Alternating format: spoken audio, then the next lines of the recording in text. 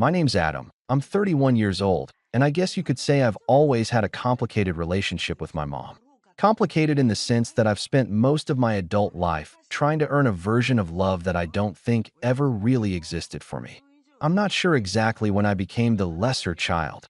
Maybe it was gradual, like erosion. 1,000 tiny paper cuts that eventually left something hollow behind. Or maybe it was always there, and I just didn't want to believe it. My younger sister, Chloe, 3 years my junior, has always been the golden one. Ever since we were kids, she's been the one to get the praise, the hugs, the benefit of the doubt. I'd get the lectures, the disappointment, the silence.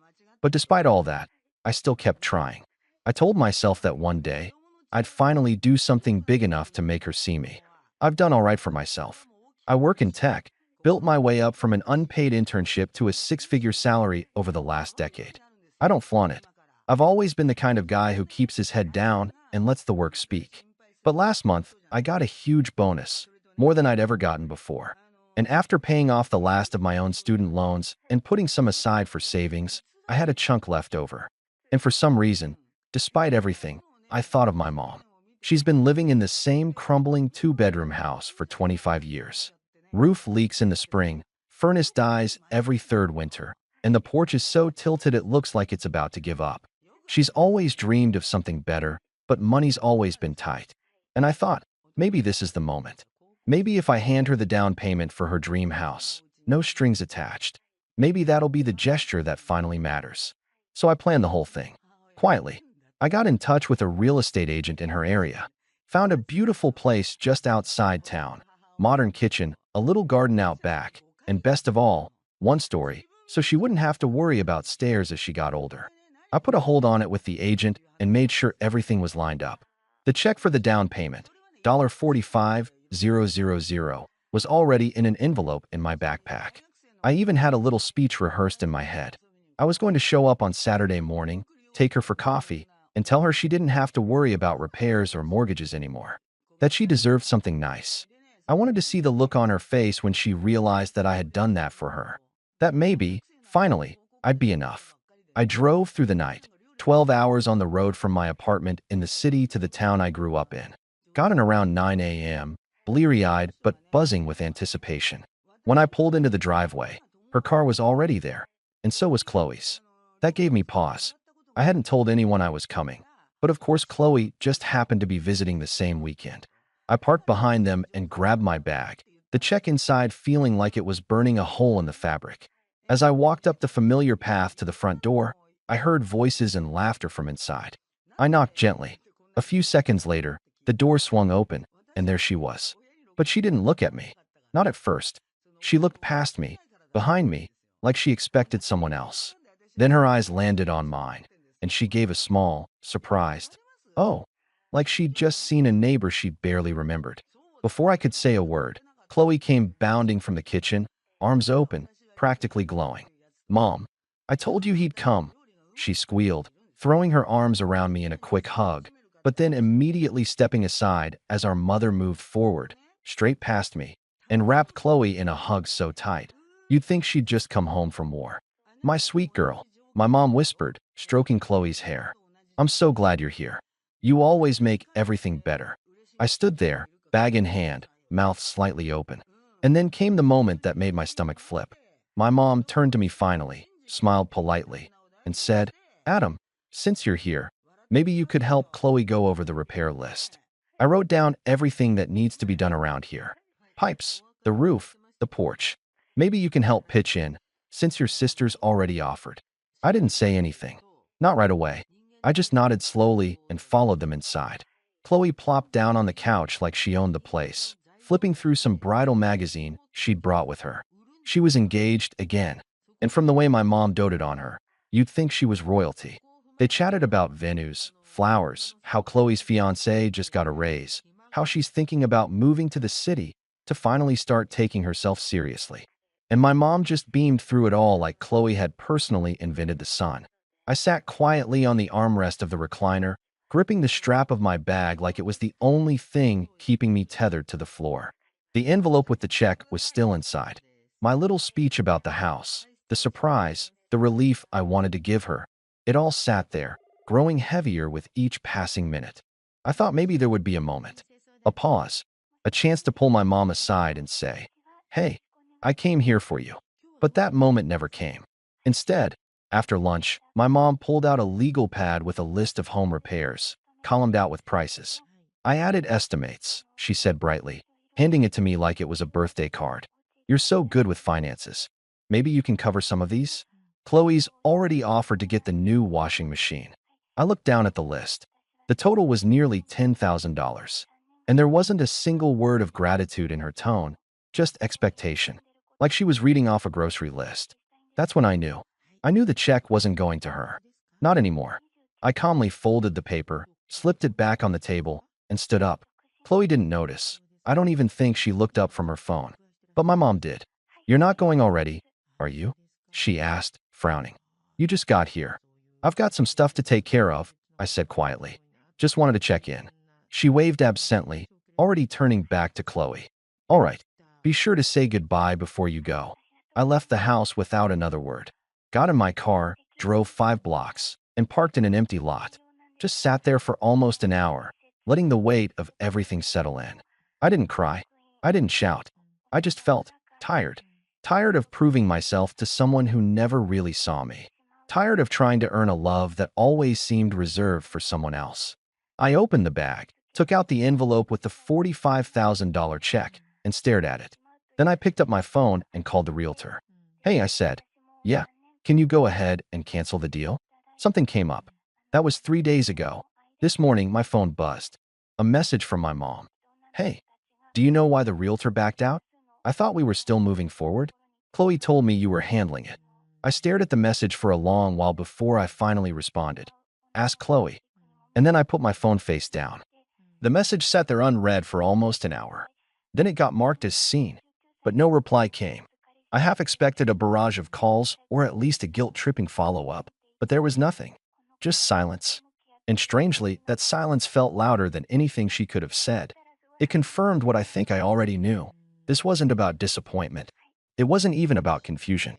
It was about control, about expectation, about a mother who saw one child as her legacy and the other as her labor. By the afternoon, Chloe called me. Twice. I didn't pick up. Then a third time. When I finally answered, I didn't say anything. Just let the line hang until she spoke. "Hey," she said, her voice just a little too light. "So, Mom's kind of freaking out." I didn't respond. I could hear the TV in the background on her end. She was probably still at Mom's house, lounging on the couch like always. "She said the realtor canceled the whole house thing? And that it had something to do with you?" There was a pause. "You were going to buy her a new house?" "Since when?"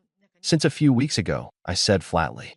"Before you handed me a repair bill like I was her handyman." There was a beat of silence. Then she laughed, soft, incredulous. "Wait, are you serious? That's what this is about?" I didn't say anything. "Adam," she said, switching to that faux calming voice she always used when trying to sound reasonable while still being wildly condescending. "Come on. You know how Mom is. She didn't mean anything by it. You're just sensitive." I clenched my jaw. That word. Sensitive. The one they always used to explain away how I felt when they crossed a line. The label slapped on me since I was 10 years old and cried when Mom forgot my birthday but threw Chloe a whole garden party 2 months later. "You don't get it," I said finally. "You've never had to get it. You've always been first. Always been right. Always been the one she's proud of." I've spent years trying to prove I was worth something to her, and the one time I actually could have given her everything she ever wanted, she handed me a to-do list like I was the repair guy. "That's not fair," Chloe shot back. "She's old. She's stressed. She's been through a lot. We all have," I cut in. "But she doesn't treat you like a wallet. She brags about you. She lights up when you walk into the room. When it's me, she looks like she's waiting for me to say something wrong. Like she's tolerating me." "Adam, I'm not doing it anymore," I said. "I'm done trying." I drove 500 miles with a check that could have changed her life. She didn't even ask why I was there. There was another long silence. Then, more quietly, "So what happens now?" "I don't know," I said. "But I'm not the one who has to figure it out anymore." I hung up. Later that evening, I got a message from my mom. Not a call, not a voicemail, just a short text. Did I do something wrong? That question, somehow, broke something in me. Not because she asked it, but because I knew she didn't actually want the answer. It wasn't a genuine moment of self-reflection. It was a deflection, a bid for sympathy, a subtle way to make me feel like I was the one overreacting, like I'd taken things the wrong way. Again, I didn't answer. Instead, I took the check and shredded it. And for the first time in a very long time, I felt like I was making a decision for myself, not for her approval, not for her affection, not to be enough. Just for me. I booked a flight back instead of driving, left the car in long-term parking, and checked into a hotel for the night before the flight.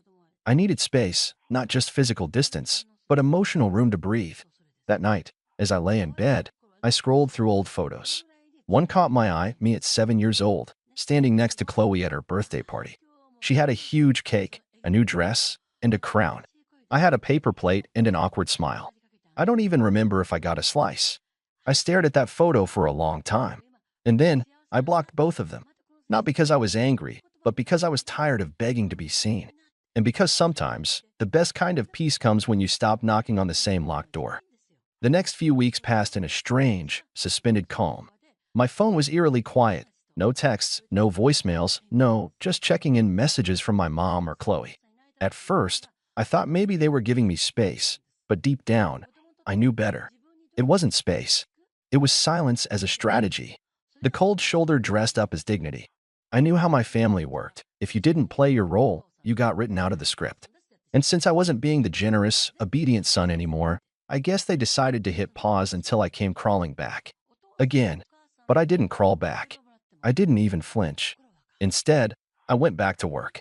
I'd buried myself in projects, picked up a side contract, started hitting the gym again. Little things to remind myself that my life wasn't tethered to their approval. Still, some nights, it would hit me out of nowhere, this dull ache in my chest, like grief, but without the death. Like I was mourning a version of family that never really existed, except in my head. Then, out of nowhere, I got a Facebook notification. Chloe had tagged me in a post, which was weird because I'd muted her ages ago, and especially weird considering I had blocked her number. But apparently, she was still able to tag me on social media.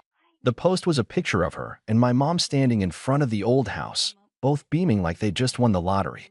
The caption read, "Making memories in the home that built us. Nothing like a little elbow grease and family teamwork to make it shine again." I stared at it for a long time. The comments were pouring in. Distant cousins, high school friends, family friends I hadn't heard from in years, all leaving glowing replies. "So sweet. Love to see you all working together. Your brother is such a good man for stepping up to help your mom." And then came the kicker. A comment from Chloe herself, replying to someone who asked if the repairs were going okay. Yep. Adam was so generous. He covered most of it. Mom's finally feeling hopeful again. I felt the blood rush to my face. My hands clenched without meaning to. I hadn't given them a dime. Not one. And yet, here they were, publicly crafting this fairy tale where I was the dutiful son, the silent benefactor, the dependable background character in Chloe's happily ever after. The comments just kept coming. People praising them for their strength, their bond, their love as mother and daughter. And me? I was just a name being dragged through the story as the convenient, silent donor. The problem wasn't just the lie. It was the complete rewriting of reality. I had walked away. They ignored it. They filled in the blank space with whatever version of me suited their image. And then, just as I was about to log off, I noticed something else. The realtor I'd worked with? She had posted a public story on her own page a few days prior, something about clients who waste your time, back out at the last second, then vanish without even a thank you. She didn't name names. But she didn't need to. One of the replies underneath said, "I bet you were dealing with the Martins family. Total nightmare." She liked it. I sat there, jaw tightening. So that's how it was. Not only had they turned me into the scapegoat in private, but now they were letting others believe I was the flaky, selfish one who backed out of helping them. I wasn't just being erased. I was being rebranded. And here's the part that hit hardest. That house? The dream house I had picked for my mom? The one I was ready to put $45,000 down on? It had sold. The listing was gone. Someone else had moved in. I checked the date. It had gone off the market just 5 days after I canceled the deposit. She could have had it. She could have had everything. But instead, she'd turned me into a villain to protect her pride. I closed my laptop and just sat there. It wasn't about the money. It never was. It was about what it represented. An attempt, maybe the last one, to show her that I mattered. That I saw her, cared about her, wanted to build something better. But instead of gratitude, I got rewritten. And I wasn't going to let that stand. Not this time. I didn't post a rebuttal. I didn't comment or message Chloe or call my mom to yell. No, I was done playing defense. I opened a new document and started typing something I'd never dared to write before. Something public. Something they wouldn't be able to brush off, ignore, or quietly twist behind my back. Because if they wanted to use my name to make themselves look good, then they were going to have to deal with what came next. So I wrote it. Not out of spite. Not for drama. I wrote it for clarity. For truth. For all the times I'd been gaslit into thinking I was too sensitive or imagining things. I wrote it to finally put everything in the open, not just for others to see, but for myself. It started as a simple status post on Facebook, but it quickly turned into something longer, more honest than I expected. I didn't write it to be petty. I didn't name call. I just told the story, plainly and quietly. 3 weeks ago, I drove 500 miles to surprise my mom with a down payment for her dream home. I had it all arranged. Found a house. Had the check written. All I wanted was to see her happy. Instead, she handed me a list of repairs for her current home, said nothing about why I was really there, and asked me to help, like Chloe already had. So I put the check back in my bag and left. I canceled the offer on the house. Since then, I've watched people post about how grateful they are, how family always comes through. But I didn't come through. I walked away, and I won't be guilted into silence for that decision anymore. Sometimes, walking away from people who never see you is the most loving thing you can do for yourself. I hit post. Within the hour, my inbox exploded.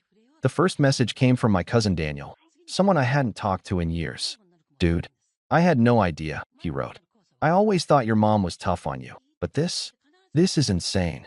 Then came Aunt Melanie, Mom's older sister. "I'm ashamed to say I saw it, but never spoke up. You deserved better, Adam." Then friends, old high school classmates, even a few coworkers who had seen me push myself so hard over the years. One by one, they all replied with some variation of the same message. I get it now. But the message I expected the most, the one I braced for, came that evening. It was a text from Chloe. No emoji, no exclamation points. Just one cold sentence. "You made Mom cry. Hope it was worth it." I stared at it for a while, then typed back, "I hope she reflects on why." Then I blocked her. For good. The next morning, I woke up to see my post had been shared over 700 times. A few local friends had even tagged the realtor I'd originally worked with, adding their own stories about my mom's behavior over the years, things I hadn't even known. Turns out, I wasn't the only one she'd mistreated.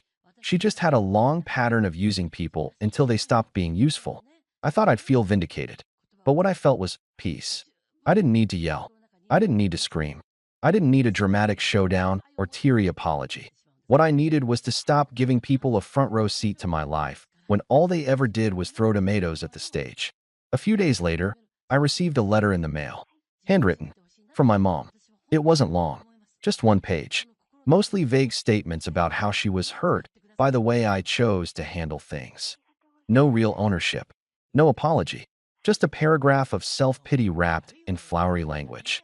But at the bottom, in a different pen, clearly written later, was a single sentence that felt raw and unedited. "You were never supposed to stop trying."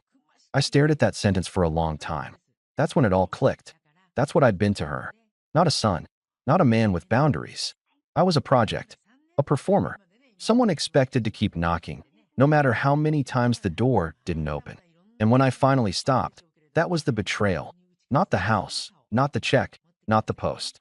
It was the act of choosing myself. I folded the letter and burned it in the sink. No rage. No theatrics. Just finality.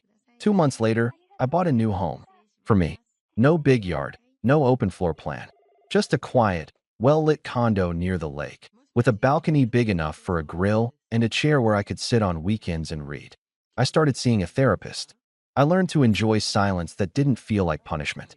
I even adopted a dog, a lazy, affectionate golden retriever who greets me like a hero every time I walk through the door.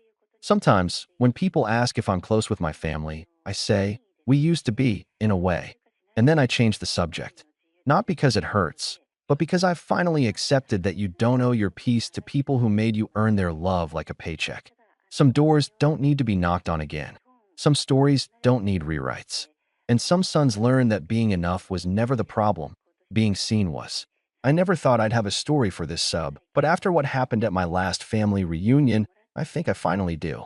For context, my name is Ryan, and I'm 26. My family is complicated.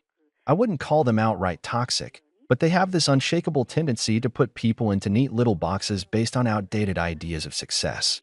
If you're a doctor, lawyer, or businessman, you're a golden child. If you chose a different path, especially one that doesn't fit their idea of prestige, you're a joke. Guess which category they put me in? I work in digital marketing. Not the glamorous, high-end corporate kind, but the type that involves freelancing, content creation, and helping small businesses grow online. It's a job I love. I make good money, more than enough to support myself, but because it doesn't come with an impressive title or an office in some high-rise building, my family never took it seriously. I'm used to the passive-aggressive comments, the little digs, the condescending questions about whether I have a real job yet. Normally, I just let it slide. But this time, something changed.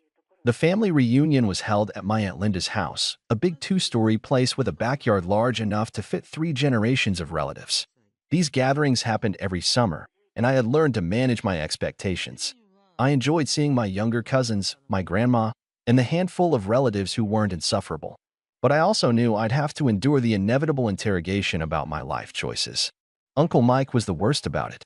He was my dad's older brother, a man who had built his entire identity around being the successful sibling.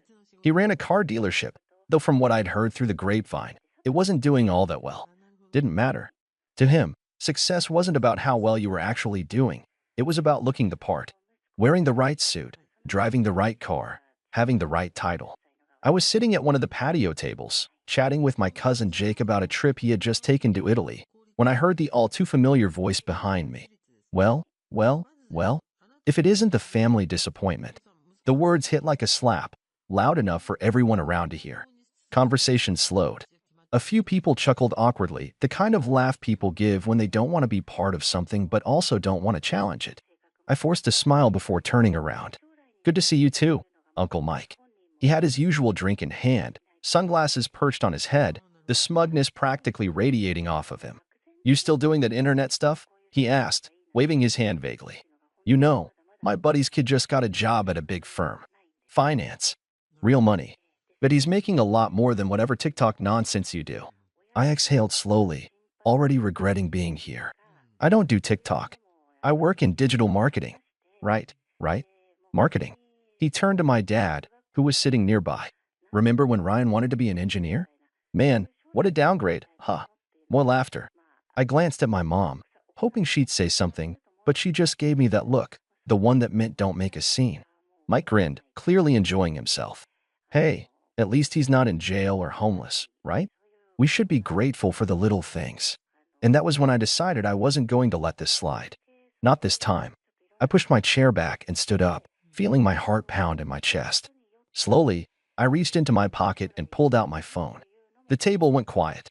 "You know, Uncle Mike," I said, my voice steady but sharp. I wasn't going to say anything. But since we're talking about success, maybe it's time the whole family knew a little secret. Mike's smirk faltered. I tapped the screen. The silence stretched across the patio. Conversations had died, and I could feel the weight of every gaze shifting toward me. My uncle's smirk wavered, but he recovered quickly, letting out a short, dismissive laugh. "Oh, come on, Ryan," he scoffed. "What? You gonna Google something to prove me wrong? Maybe show us some made-up numbers from whatever website you run." I ignored him and held up my phone, the screen glowing in the evening light. My hands were steady now. I wasn't backing down. "You like talking about success, right?" I said, my voice even. "You like comparing careers? Fine. Let's compare." I turned the screen toward him. It was a screenshot. My most recent invoice from a client, one of the biggest contracts I'd ever landed. The total amount? $22,500. A murmur rippled through the family. Someone let out a low whistle. My younger cousin, Jake, leaned forward, eyes wide. "No way. That's legit." I nodded. 1 month. From one client. For the first time in my life, I saw something unfamiliar flicker across Uncle Mike's face, uncertainty. He scoffed, but it didn't have the same bite as before. "Well, sure, but that's just one big payout. No way that's consistent." It's not like you have a stable job or benefits or, I swiped again, pulling up my earnings tracker for the year. I tilted the phone so he could see. $190,000. More whispers. More eyes widening. Holy, Jake started, but my aunt shot him a look before he could finish. Uncle Mike swallowed, his expression shifting, but he wasn't ready to give up yet. That doesn't mean I cut him off. Now, let's talk about your dealership. His face paled. I glanced down at my phone again, scrolling to something else. See, I wasn't going to bring this up, because unlike you, I don't think someone's entire worth is based on their job. But since you clearly do, let's go over a few things. I tapped the screen, and this time, I wasn't showing an invoice. I was showing a news article. And right there, in bold letters, was the headline, "Local car dealership under investigation for fraudulent loan practices." The silence that followed was absolute. The color drained from Uncle Mike's face. His mouth opened slightly, like he wanted to say something, but no words came out. The entire patio was silent, every pair of eyes locked onto the headline glowing from my phone screen. Aunt Linda was the first to break the silence. What is that? I turned the phone so she and everyone else could see it clearly. It's an article from 2 weeks ago. Talks about a certain car dealership that's been under investigation for shady financing practices, falsifying loan applications, inflating interest rates without customer consent, repossessing cars over clerical errors that weren't actually errors. I looked up, locking eyes with Uncle Mike. Sound familiar? His face was now a shade of red I'd never seen before. That's just rumors, he snapped, though his voice lacked its usual bravado. Some foolish customers didn't read their contracts, and now they want to blame the business. The media will print anything these days. I raised an eyebrow. Oh, really? I swiped again and pulled up another screenshot, this time from the Better Business Bureau. A full page of formal complaints against his dealership, each one detailing nearly the exact same fraudulent tactics mentioned in the article. I read one out loud. I was told my loan was approved at 4.2%, only to find out later they had signed me at 9.7% without my knowledge. When I confronted them, they threatened to repossess my car unless I paid cash up front. I glanced at him. Classy business move, Uncle Mike. Someone sucked in a breath. My dad shifted uncomfortably in his chair. Mike let out a forced laugh, but it sounded strangled. This is ridiculous. You can't believe everything you read online. Sure, I said, nodding. Except for the part where the state attorney general is now involved. I swiped one last time and pulled up a legal document, a public filing from the attorney general's office, confirming an active investigation into fraudulent lending practices at his dealership. Uncle Mike froze. My stomach was a knot of adrenaline, but I kept my voice calm. So tell me again, Uncle Mike, who's the family disappointment here? The murmurs turned into full-blown whispers. My Aunt Linda looked mortified. My mom had her hand over her mouth. Even my dad, who had never once stood up for me in these family gatherings, was looking at his brother like he'd just seen him for the first time. Uncle Mike clenched his jaw, his fists tightening at his sides. You don't know what you're talking about, he muttered, but the fight in his voice was gone. I shrugged. Maybe. Or maybe the entire family just found out that the guy who's been lecturing me about real jobs is facing potential fraud charges. Silence. Then my cousin Jake, bless him, let out a low whistle. Damn, Ryan, you really did your homework. I pocketed my phone and gave Uncle Mike one last look. Yeah, turns out, researching things is part of my internet job. And with that, I turned and walked back inside. I didn't need to hear what happened next. The damage was done. I didn't stick around after that. The moment I stepped inside the house, I grabbed my keys and walked straight out the front door. I wasn't in the mood for more fake laughter, awkward glances, or hushed conversations about what had just happened. I had said what I needed to say. Let them deal with it. As I drove away, I could still feel the tension in my chest. Years of biting my tongue, enduring the backhanded comments, letting them make me feel like I wasn't enough. It had all built up to that moment. And for once, I didn't regret standing up for myself. Still, I wasn't expecting what happened next. A week later, my phone rang. I glanced at the screen. Uncle Mike. I let it ring. A minute later, another call. Then a third. Then a text. Ryan, we need to talk. Call me back. It's important. I ignored it. Whatever mess he had found himself in, it wasn't my problem. Then another text came through. Please. That made me pause. Mike was a lot of things. Arrogant, condescending, full of himself, but he wasn't the type to say please. Curious, I answered his next call. Ryan. He started immediately, his voice low, almost urgent. Listen, kid, I know things got heated at the reunion, but I need to talk to you about something serious. I didn't say anything, just waited. He cleared his throat. I might be in a little bit of a financial bind. I almost laughed. A bind?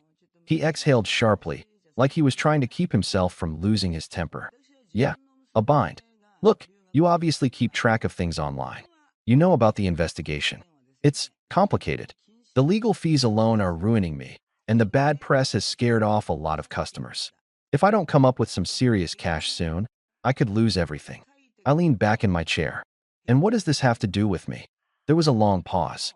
Then, with what sounded like actual reluctance, he said, I need a loan. I blinked. A loan? Just something to hold me over, he rushed on. I know you're doing well for yourself. You proved that at the reunion. You've got the money, Ryan. I just need a little help to get through this rough patch. I let his words hang in the air for a moment, pretending to consider them. Then I said, You mean you need help from the family disappointment? Silence. I could hear him breathing on the other end. He knew exactly what I was doing. Ryan, he said finally, his voice tight. I wouldn't be asking if it wasn't serious. I almost felt sorry for him. Almost. But then I remembered every insult. Every time he mocked my career. Every time he made me feel like I was lesser because I didn't fit into his narrow idea of success. I took a slow breath. And then I made my decision. I leaned back in my chair, staring at the ceiling for a moment while I let the silence stretch. I wanted him to sit in it, to really feel it, to understand what it was like to be on the other end of his treatment, what it was like to be the one asking for something and not knowing if he'd get it. Then, finally, I exhaled. You know, Mike, it's funny. For years, I've listened to you run your mouth about me, about my job, about how I'm supposedly some kind of failure. I chuckled, shaking my head. And now here we are. The successful businessman is calling the disappointment because he needs money. His voice hardened instantly. I wouldn't have to call you if things weren't so complicated, Ryan. You think I planned for this? No, I said. But I did. That shut him up. I continued, my voice calm, measured. See, while you were busy playing the big shot at family gatherings, laughing at my so-called internet job, I was actually planning for my future. I built something sustainable. I saved money. I invested. I didn't blow it all on fancy cars and golf trips. His breath hitched slightly, and I knew I'd hit a nerve. You have no idea what it takes to run a business, he snapped. Maybe not a car dealership under investigation for fraud. I shot back. He growled, and I could practically hear him grinding his teeth on the other end. Ryan, listen to me, he said, forcing his voice to sound controlled. I get it, okay? You had your little mic drop moment at the reunion. You made your point. But this isn't just about me. I've got a family to take care of. If I go under, a lot of people suffer. I scoffed. Now you care about people suffering? He ignored that. I'm asking for a loan, not a handout. I'll pay you back. With interest. We can even put it in writing if that makes you feel better. I let out a long sigh. And how exactly do you plan to pay me back, Mike? If your business is hemorrhaging money, if you're barely staying afloat, if you're already drowning in legal fees, where's my money supposed to come from? He hesitated. Things will turn around. I laughed, shaking my head. Yeah? You really think people are going to forget about all this?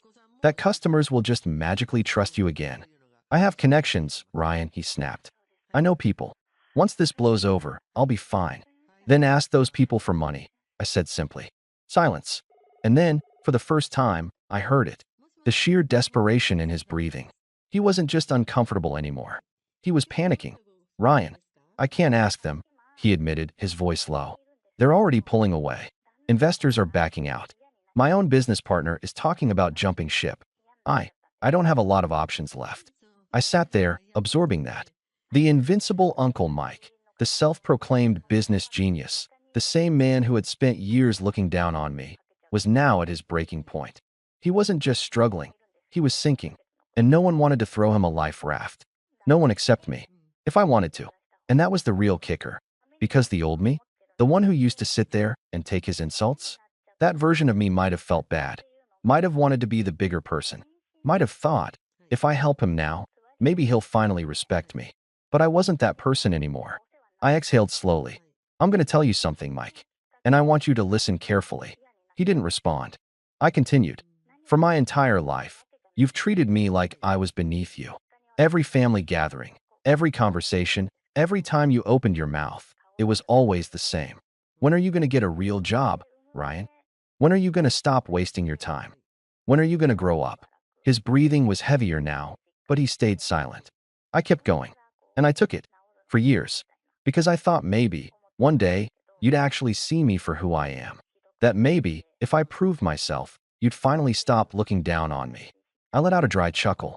And you know what? I did prove myself. I'm making more money than you ever did. I built something real. And now, the guy who mocked me for not having a real job is begging me for money. That one hit hard. I felt it through the phone. So tell me, Mike, I said, why would I help you now? His composure cracked. Because I'm your family. Ryan, he exploded. That's why? Because family doesn't turn their backs on each other.